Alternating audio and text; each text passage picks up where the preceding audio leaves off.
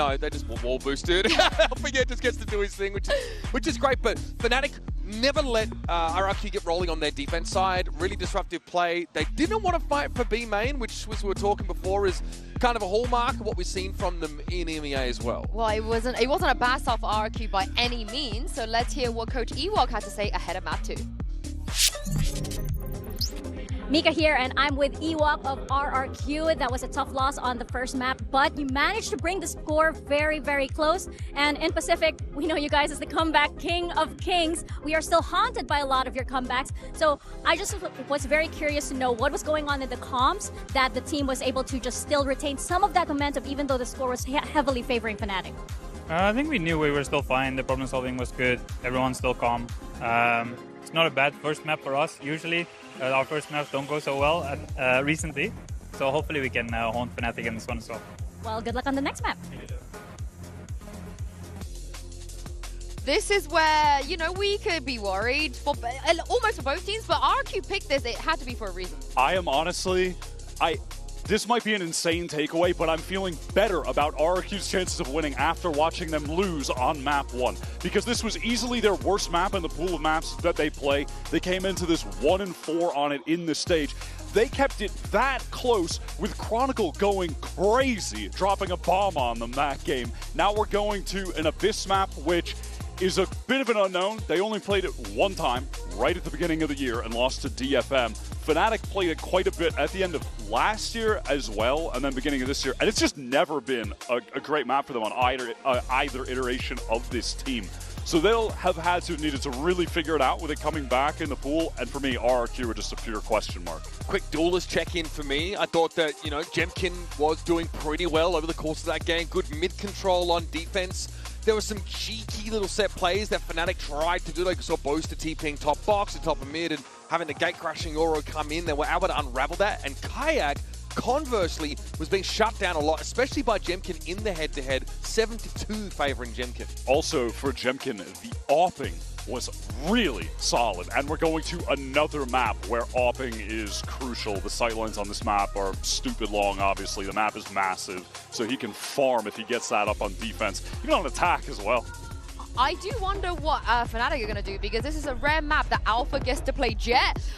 We're going to get a Waylay, and I mean, it's not going to be a Waylay Yoru, because it's Kayak that plays the Yoru normally. And this is what Fnatic, you know, obviously Waylay wasn't in the game yet, but back when they were playing Abyss before, they loved running Breach on it still, the double initiator. They love playing the Astra on it. I mean, Boaster loves his Astra in general, and they're going up against just the most default of default comps you can possibly see.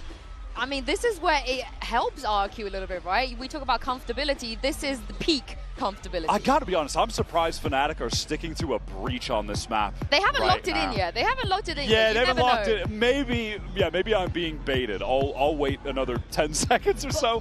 I think am I being baited? We have to, I think, double down on this Waylay, because this is not something we see from Fnatic. This is brand new for them. I mean, I don't know what Crashies is kind of play. Yeah, we're actually getting trolled. That's crazy. Yeah, G2 did this to us plenty as well. Okay, but let's look at what we do know. RRQ, obviously, standard comp's good for a good reason. They've got really great, like, re-clears off of our drone, of course. KO, good for those fast hits as Crashies locking the server. So it will be the Breach Waylay look here for Fnatic. And a lot of pressure on Kayak to come right back to life after a slow start on map 1 and a lot of first deaths. He's going to be getting a lot of supportive utility pumped into him on this attack side when he's going to be using that light speed to double dash in. He is going to be critical in turning his game around for Fnatic to win on a map where historically they don't win very often. Almost never. Yeah, I am surprised that Alpha doesn't get to play that Jet. You would think with the form that he's on and how well he's been fragging out, that the double dive could work for them here, but I'm not going to be mad about a Waylay debut on the side of Kayak. Mitch and Tom, what did you make of this one?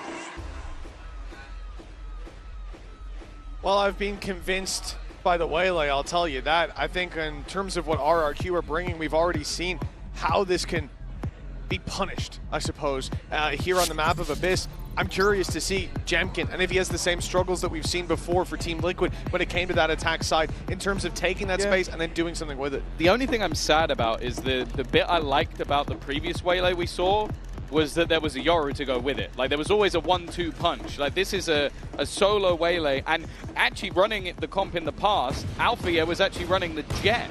So it was like you had that double duelist that I think worked wonderfully for Fnatic on that attack side. And obviously there's benefits of having the other util, but I must wait a moment.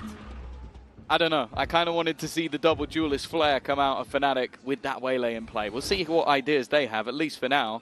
Kayak going walkabouts. That's exactly it. Straight down through mid. Fnatic starting out confidently. They're going to be greeted by Xfero, who's been there to punish them a couple of times on the previous map. That stun doesn't actually catch him. It's Jamkin to find a pick, but it's traded back by 2 and slowed down in the re-aggression through mid. RRQ, by the time they get through that choke, get a the timing onto the stairs. I thought Fnatic would be safely out of there, but yeah, Kayak has been caught back to a 3v3. She's just holding the angle, but doesn't manage to land. Pistol definitely